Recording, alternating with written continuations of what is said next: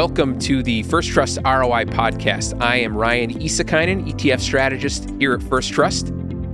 Here we are in September, and there is a lot that is uncertain about the economy, about what's going on in Washington that many investors are worried about. There's questions about whether the budget deficit is going to just continue to grow for years and years, or if that will get resolved at some point. There's questions about whether or not the U.S. government will shut down, or if they'll come to some sort of agreement and maybe kick things down the road. There's questions about the economy. Is the economy going to slip into recession, or are we going to somehow avoid that and have this soft landing that has become more and more the consensus view as we talk to many investors around the country? So I am very fortunate to have Bob Stein, Deputy Chief Economist here at First Trust, join us on the First Trust ROI Podcast today. Bob has been with First Trust since 2006. He's had a number of roles in government. He was actually the Chief Economist for the Senate Budget Committee, as well as the Assistant Secretary for Economic Policy at the US Treasury. So he's got that deep insider's knowledge of what happens in Washington. Very much looking forward to this conversation. I hope you enjoy it as well. Welcome to the First Trust ROI Podcast. Today I'm joined by Bob Stein, Deputy Chief Economist at First Trust. Bob, thanks for joining us on the ROI Podcast. It's a pleasure, Ryan. It's always a pleasure to sit down and chat with you. You are running around the country, talking, giving speeches, doing a lot of analysis economically. As you talk to financial professionals, investors, people you run into on the street, what do you think the main question is from an economic standpoint people are wondering about? So right now I get a few. One is whether or not we're going to hit a recession. Another is whether equities are a good buy or not right now. And number three, what's going to happen in the election next year? Okay, well, we're gonna tick down those, but I think the natural starting point is the economy. Are we heading into a recession? It's been the forecast of your team that probably sometime later this year or early next year is what I've heard, that we're likely to head into a recession. It seems like, the sentiment for a lot of investors has shifted towards, are we going to have a recession at all? What's your take? I still think investors are underestimating the odds of a recession, or we're likely to hit one probably in the early part of next year, possibly very late this year, possibly late next year as well. But I do think we're going to hit one by the end of 2024. When I look at the inversion of the yield curve that we've experienced over the past year, and a yield curve that is likely to remain inverted for the foreseeable future, when I look at the what I call the death valley Federal Reserve money creation we've had over the past 12 months after that mountain of money creation in 2020, 2021. So the death valley of money creation, is that M2 we're talking about, or is that something else? I like to focus on the M2 measure of the money supply. Now, I have to tell you, people at the Fed really don't follow money supply measures closely anymore, but we still do. If you look at those two in combination, the yield curve and the reduction of the money supply over the past year, the M2 measure of money, to me, that spells a recession. Now, that kind of begs a question. Well, why haven't we hit that recession yet? And to me, it's because of fiscal policy. We are running what really stands to be almost an astoundingly bad and overly generous fiscal policy right now, given where the unemployment rate is. Last year, the budget deficit was 5.5% of GDP. This year, it looks like it's going to come in roughly 6.5% of GDP. Now, just to put that in historical perspective, Reagan's worst deficit throughout the entire 1980s, after massive tax cuts in 1981, was 5.9% of GDP. But he kind of had an excuse. I mean, we had an unemployment rate of 10% that year. This year, the unemployment rate is 3.6%. You should not be running a deficit bigger than Reagan's in 1982, I believe it was, when the unemployment rate is almost as low as a third of what Reagan's was. But it's even worse than that because, frankly, the headline deficit figures aren't offsetting for the fact that you had this student loan forgiveness plan announced last year and then overturned by the courts this year. If it weren't for that, we would have had a 4% deficit last year. The deficit this year would be 7.8%. So why is that? Can you explain that a little bit? How does that relate to what the deficit is? Is that just because we didn't end up spending and we had planned on spending that on the government budget? Yeah, I hate to get too deep into the arcane nature of government accounting, but apparently you're going to leave me there, Ryan. So let's talk about it, okay? The headline deficit last year, the official deficit, if you were, last year, fiscal 2022, was 5.5% of GDP. But included in that 5.5% deficit was the fact that Joe Biden, as president, had announced a student loan forgiveness plan. That loan forgiveness plan was going to reduce future payments on loans or future repayments on loans by former students. The way to account for those lower future payments is to take the present value of all those lower future payments and pack it into the year when the policy has changed. That amounted, according to the Congressional Budget Office, to about 1.5% of GDP. So even though the cash flow deficit, if you will, was more like 4% of GDP, it's not truly a cash flow deficit, but let's just use that phrase because I think it helps with the understanding. When you added in the cost of the Biden student loan forgiveness plan, the deficit for that year was 5.5%. That's where they get that number. 4% without that plan, 5.5% with. Okay. So what happens this year? Supreme Court strikes down those plans or that student loan forgiveness plan. Because of that, borrowers in the future are going to have to repay more than they previously thought. Well, one way to handle that would be just to count the extra payments when they're made, but the government doesn't do it that way. Government accounting is to take lending programs by the federal government and account for the spending in those based on changes in future expected payments. So future payments went up because Supreme Court struck down loan forgiveness. All of that extra revenue, they actually counted it as a negative outlay, but I don't want to get too complicated. Let's look at it, think of it as revenue, kind of, is counted for this fiscal year.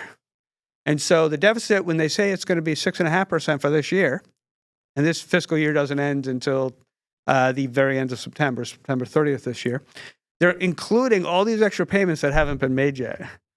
So on a cash flow basis, if you will, we went from a 4% deficit last year to 7.8% this year. So it's even worse on a cash flow basis, especially than it looks. Correct. And that 7.8% is more indicative of what's going to happen next year when you're not going to have the erasure of one of these programs.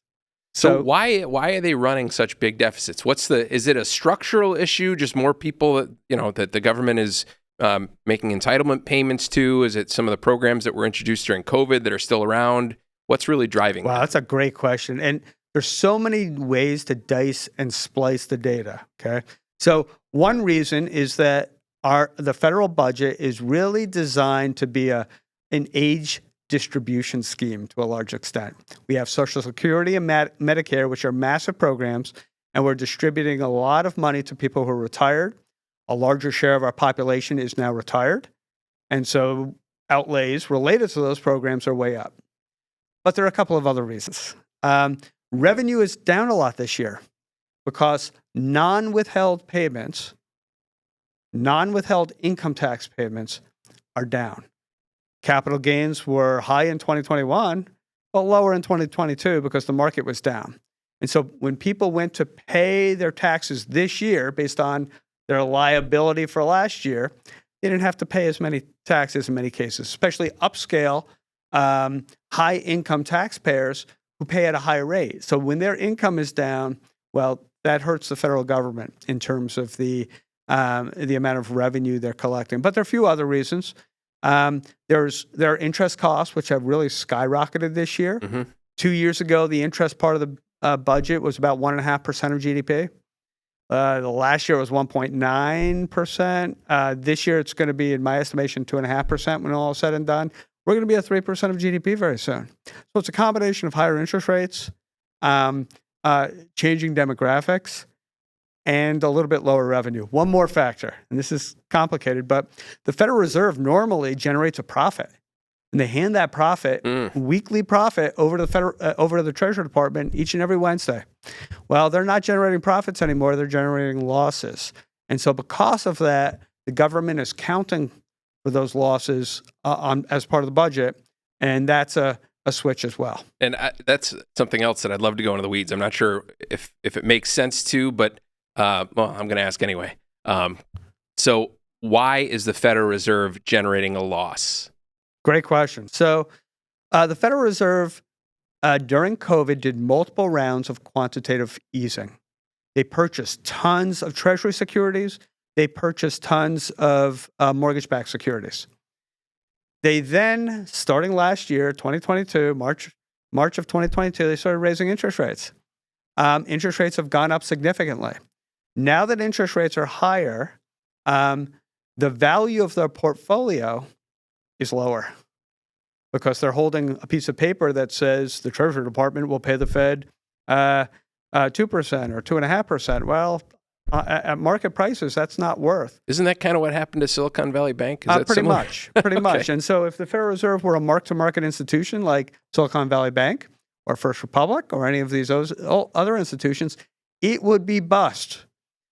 However, the Federal Reserve is not a mark-to-market institution, and it has access to the American taxpayer through the Treasury Department. So the Treasury Department is basically giving it a way to think about it is a negative liability. It's really, technically, it's a negative liability. It's really kind of an asset so that the Fed can weather this storm in a way a normal bank could not. You know, something else that I've heard you talk about before that I thought was really interesting is tax revenue coming from some of the payments that were made to businesses and consumers during the pandemic, and tax revenue actually coming down because you're not paying tax on those assets anymore, or those income payments. Sure. Is that a part of it too? Well, that's a part of it as well, but that actually early on was beneficial to the federal government to some extent. There was a little bit of an offset for all that extra spending we had in 2020 and 2021, which is that so many payments were made, transfer payments were made, that a lot of companies that did well were paying higher taxes because they were doing well. So Amazon did extremely well during COVID, of course. And so it and other companies that were in a similarly situated position were generating more revenue for the federal government. So I want to talk about the budget situation, the U.S. Budget deficits that have just been, as we've been talking about, really high and some would say irresponsible. Is that, Fitch just downgraded the debt of the U.S. government. I guess my question is, first off, are we likely to have a government shutdown? And secondly, what's the way out of having these deficits that just go on as far as the eye can see? Wow, that's a great question. Ryan, I'm going to speak for the next 20 minutes. No, I'm kidding. So here's the deal. About 10 years or so ago, I think S&P downgraded U.S. debt. That's right. That was kind of a joke. That was really, they made a big mistake. I mean, if anything, interest rates went down after that, not higher. It was really a big mistake by S&P.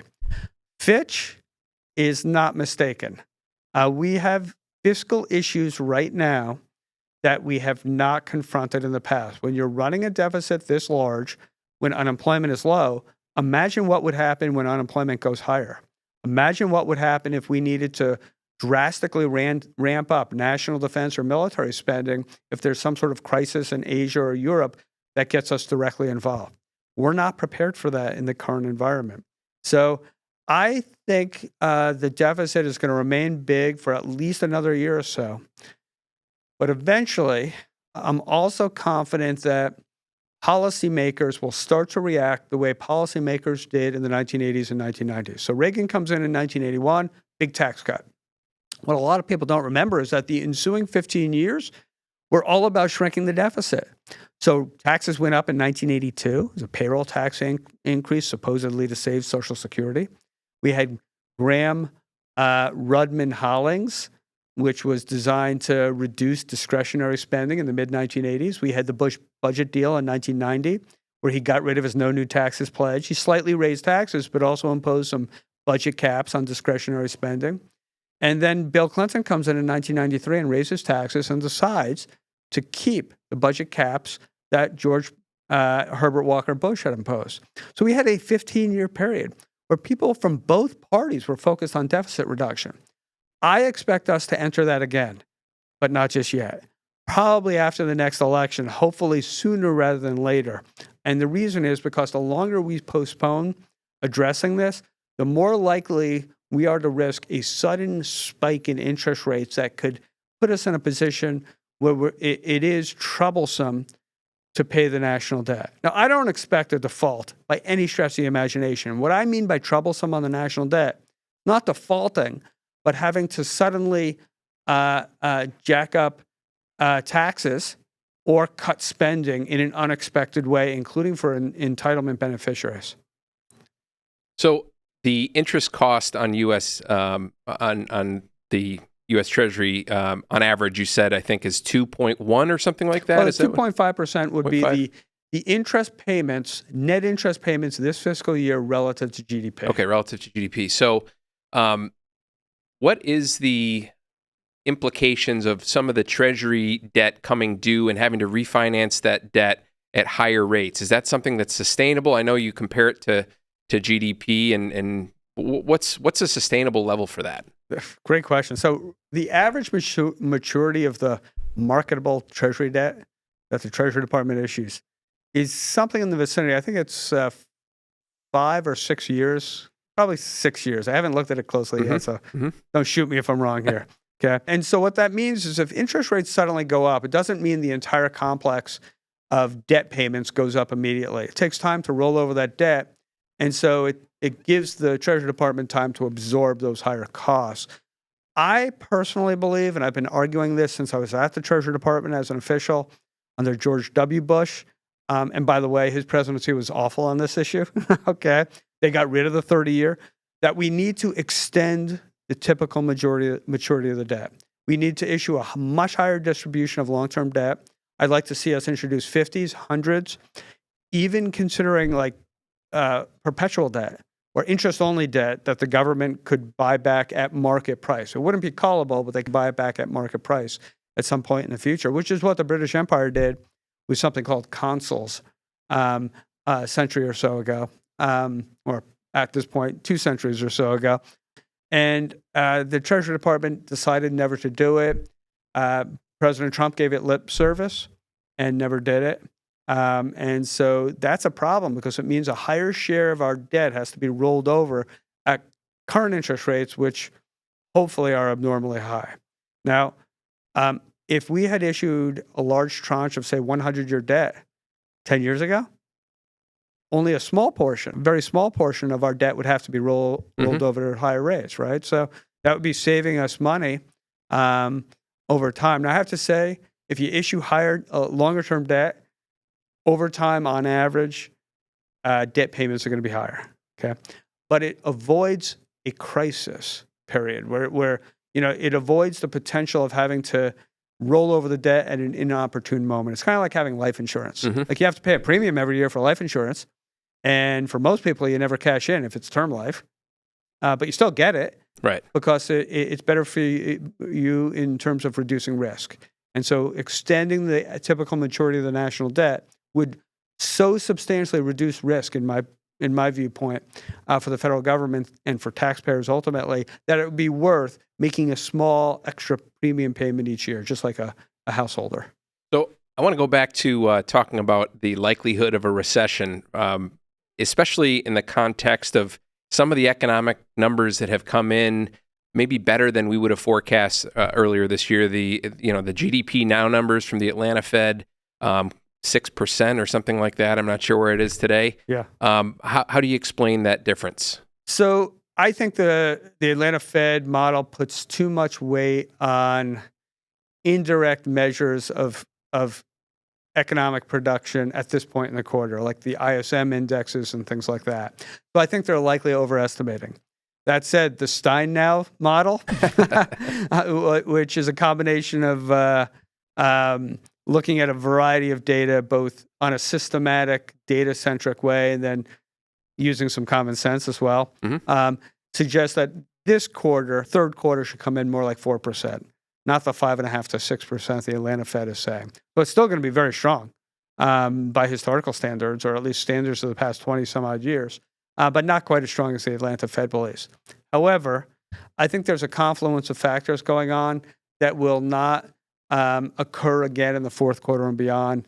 And I think we're going to be at much slower growth in the year ahead, very likely a recession. Okay, so let's say we do go into a recession, and I know forecasting the future is a difficult thing to do for anyone, but what is the nature of that expected recession? Is this like a deep cut to the bone recession like we had in 08, 09, or is it something that's more mild? Yeah, so I think recessions are ultimately about mistakes that economic participants make, often because government policy, sometimes not, but often because of government policy.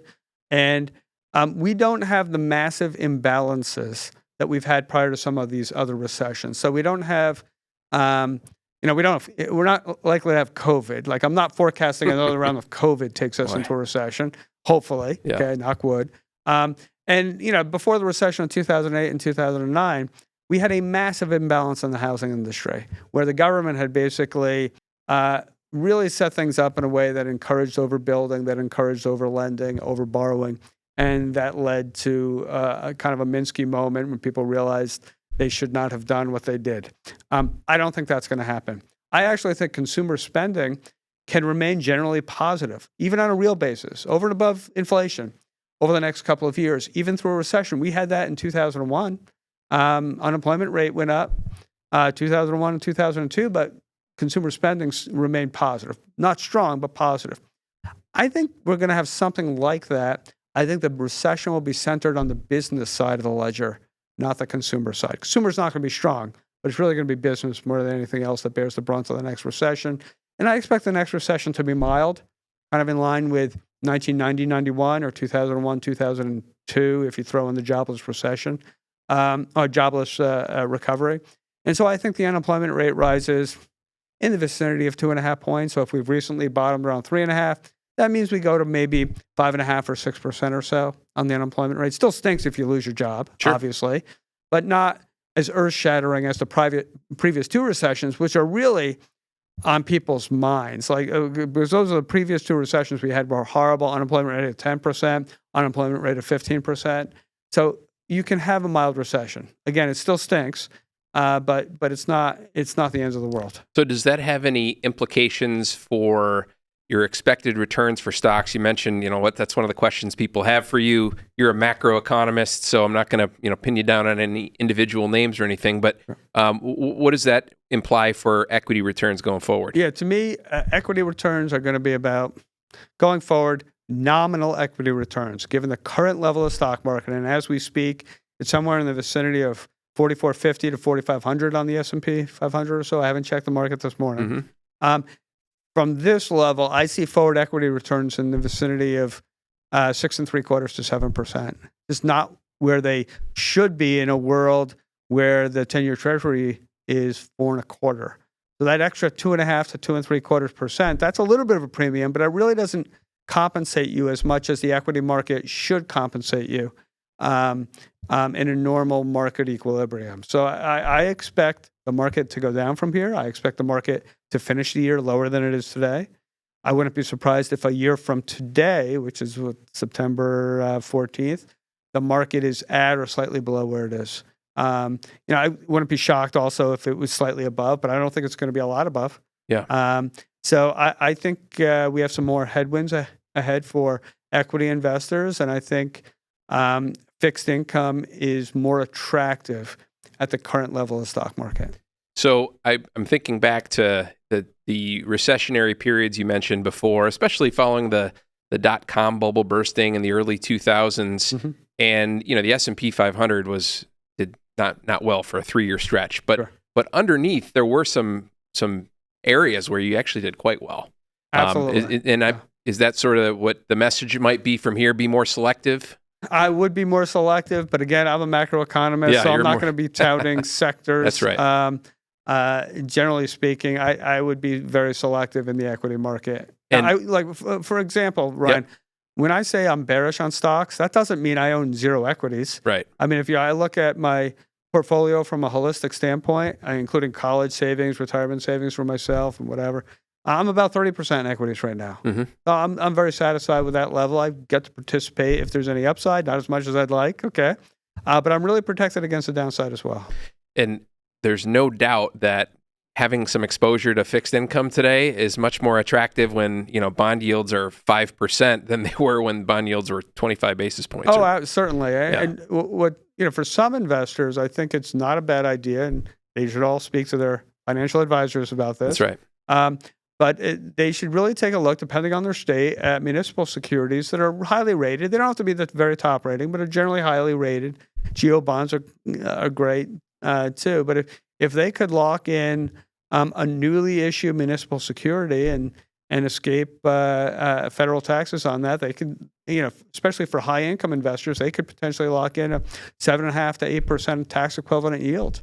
So that's terrific in this current environment. Sure. Make sure it's not callable, though, like at least not right away. Like 2030, 2032 would be good. Reinvestment risk is something that people need to pay attention to as well. Correct. So the other area that I wanted to talk about with you especially is the election. There's an election coming up, and that's, you provide all sorts of commentary on what's likely to occur. So my first question with respect to the U.S. presidential election is, right now, the odds makers, the polls are saying it's going to be a rematch of Biden and Trump. Is that likely to be the case? I think that's the most likely matchup. And I think that probably has a slightly more than 50% chance of happening. Okay. But I don't think it's baked in the cake. I don't think it's automatic. And here's why. I don't think anybody's going to come out of the woodwork and beat Joe Biden in the Democratic primary. RFK Jr., Marianne Williamson, whomever. Not going to happen. But when you look at the actuarial tables and you factor in the potential of a Mitch McConnell moment or something similar to a Mitch McConnell moment, I think there's about a 20% chance that Joe Biden's name is not at the top of the ticket for the Democrats next November. 80% that it will be. That's my base case. But it's not 100% lockdown that it will be. Now, if he doesn't make it to next November, for whatever reason, I think the odds are roughly even. Those 20 percentage points non-Biden should be roughly, at this point, evenly split between Vice President Harris, 10, and everybody else, 10. And the prospects for Vice President Harris are highly dependent upon the timing of a potential Biden withdrawal.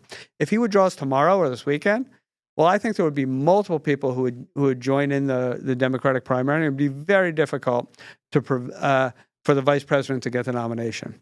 If, however, Biden were to withdraw for whatever reason, like April 18th next year, just to pick a random day, sure.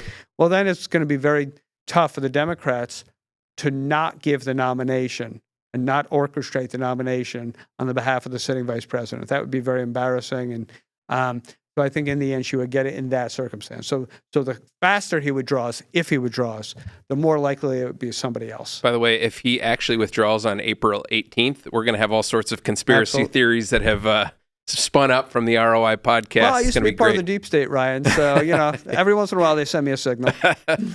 Okay, what about the Republican side? Sure, on the Republican side, you have to remember, Ryan, Republicans love frontrunners. Okay, Reagan in 1980, George Bush in 1988. Okay, how does a man like Bob Dole become the nominee of a major party? Well, before 1996, he had been nominated for vice president in 1976.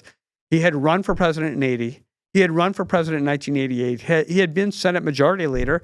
It was his turn, darn it. That's why he got that nomination. Republicans picked the frontrunner. They look at the first name on the ballot or on in the polls. Is this person acceptable? If they think that person is acceptable, that's the person who gets the nomination. Right now, Trump is ahead. He's been ahead, likely to remain ahead for at least the next couple of months. I think he has about a 60% chance of being the Republican nominee. I think the second most likely nominee would be Ron DeSantis, the governor of Florida. I think he has about a 25% chance. Elsewhere, you'll see a much lower chance. But I believe he's putting all his chips on Iowa. And if he wins Iowa... This is DeSantis. Ron DeSantis. If DeSantis wins Iowa or he comes in a surprisingly close second, then he's back in the ballgame. He doesn't automatically get the nomination from there, but it'll be a dogfight from there on in. I give everybody else combined, Vivek, Nikki Haley, Tim Scott, Chris Christie, Mike Pence, combined 15%. Very likely Trump. If not Trump, then probably DeSantis. In terms of the outcome of a Biden-Trump, it really depends on whether I'm right about the economy. If there is a recession that starts next year, I think Trump wins. Not by a landslide, narrowly, because so many people hate his guts and won't vote for him regardless of what happens. But he wins. If there is no recession, if I'm wrong about the economy, if we're still sitting there with a 3.7% unemployment rate or so, if inflation has come back down more, then I think Biden will have a slight edge even at advanced age. In terms of the House and Senate, it's simple for the House. I think whichever party controls the White House will control the House of Representatives as well. With the Senate, Coattails, is that basically what's going to happen there? What's that? Just because of coattails of it's a combination of coattails in an environment where there's a very narrow Republican majority, plus Supreme Court cases this year that will make it tougher for the Republicans to retain that majority in terms of gerrymandering and districting in general. So the Republicans are set to probably lose a few seats just in the state of New York. So it's going to make it tough for the Republicans to keep the House unless they can get enough support nationwide to win the presidency as well. In terms of the U.S. Senate, if you just look at fundamentals, this is a once-in-a-generation opportunity for the Republicans to wipe the floor with the Democrats. Okay, you look at the races. There is no Republican incumbent who has to run in a blue state. None. It's going to be very difficult to see any Republican incumbent losing a race, or even a race where the Republicans occupy the seat just in case a Republican retires. They're not going to lose those races. However, there are 3 Democrats who have to run in red states to keep those seats: Joe Manchin in West Virginia, Tester in Montana, Sherrod Brown in Ohio. It's going to be very difficult for the Democrats to keep all 3 of those. It might be difficult to keep any of those 3, in which case the Republicans have opportunities. Then if you look at the purple states, there are about 10 states I would describe as purplish states. The Democrats have to defend 9 of those 10 states. The one exception is Florida. I still say Florida's a purple state. It's leaning red, but it's still purplish. Rick Scott's not going to lose in Florida. So I don't see any Republican incumbent losing or them losing any seats. There are multiple seats available for the Republicans to pick up from the Democrats. So for fundamental reasons, I think the Republicans should win the Senate. However, if they nominate what I call the passel of chuckleheads they nominated last year, it ain't going to happen. Like the candidate in the state of New Hampshire who would have been perfect for Oklahoma, but not a purple state like New Hampshire.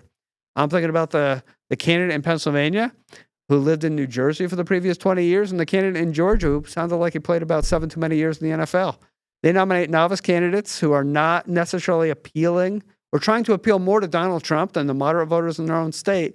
They're going to squander those races. So candidate quality matters, is what you're saying. Candidate quality definitely matters. And it's not just who's running for the Senate.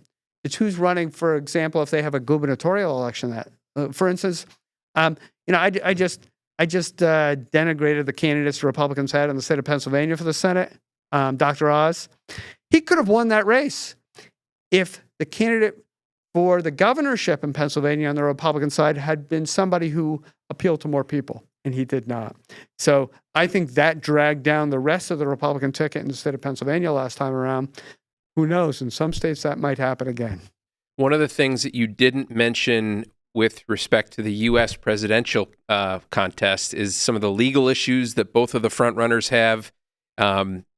I'm not sure if you have any comments, but I'm curious if you do. Is that going to play a role in their elections? It will play a role, but I don't think it's going to stop those issues by themselves. Those clusters of issue for each candidate are not going to stop either from potentially getting that. Do they offset each other to some degree? To some extent, they do. I don't think former President Trump's going to be in jail or convicted of anything by the time the election rolls around, and at that point, he potentially gets a 4-year get out of jail card if he wins.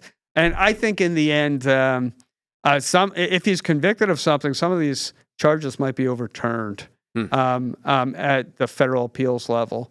And we can get into the nitty gritty of the nature of the legal cases. I think the strongest case against the president is the documents case. Mm-hmm. I mean, that's open and shut in terms of whether he committed the offense.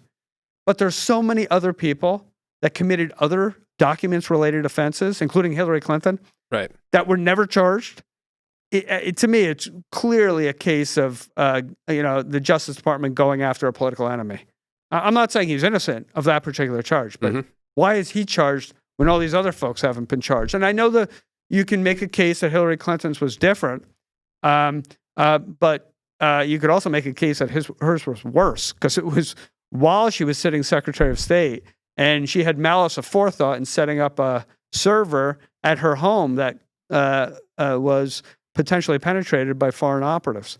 In terms of Biden's case, I think in the end, He's probably not going to be impeached by the House. If he is, he will never be convicted by the Senate. And here's the deal with Joe Biden. The more I think about this, the more I think the bribery case against him is weak. And here's why. My understanding is that for bribery, you actually have to, the person who's bribed actually needs to provide something of value. Well, Joe Biden never provided the Chinese with anything, or really the Ukrainians until the war, but that was different because that wasn't a quid pro quo. Okay, so he and his family, they ran a grift on the Chinese while he was sitting vice president, and convinced him that Hunter was some sort of important player when he wasn't. In one way, it makes sense for the Chinese to play along, which is that they really didn't care whether Joe Biden was offering them something of value. Joe Biden had always been a vote for freer trade in the Senate, even though he was a liberal Democrat. So he voted for China WTO ascension back in the day. So to some extent, they weren't really going after anything that Joe Biden was going to provide to the Communist Party of China or the Chinese government in general. What they're trying to do, the Chinese, was to signal to other future policymakers that if you're with us, we will reward you too, okay? It's kind of like with Netflix and the Obamas. There was no quid pro quo up front that when the Obamas left office that they were going to get this huge contract with Netflix for many, many tens of millions of dollars, okay, for content I've never seen. I don't know whether it's good or not. Maybe it's worth it. But there doesn't have to be a quid pro quo. Netflix doesn't care. All they're trying to show is there was a president of the United States in the past. He delivered us net neutrality, which was our top lobbying goal. And after he left office, we gave him this. So you, future policymaker or current policymaker, who we have an opportunity to influence, look closely at that deal because you might get a deal like that in the future. It sounds very similar, and maybe I'm cynical, to some of the very large paychecks that politicians have when they give speeches at certain universities. It's not quid pro quo, but it is signaling to other policymakers that maybe you'll get to give this speech for a few $100,000. Yeah, if you, absolutely. If you behave. If you advance our priorities as an institution or an entity, then you get the potential of graduating to the dollar roll. Okay, so there's no direct quid pro quo. Maybe it should be illegal for all these politicians to take outside income. Maybe it should be illegal for their family members to take outside. I don't know. Okay, that's for other people to consider at a different time. But I don't necessarily think Joe Biden was bribed because it was a grift. He was like the Better Call Saul of vice presidents to some extent, maybe without the drug dealing. Okay, but he really didn't provide it. It was a grift. It was a trick. He was a con artist more than anything else.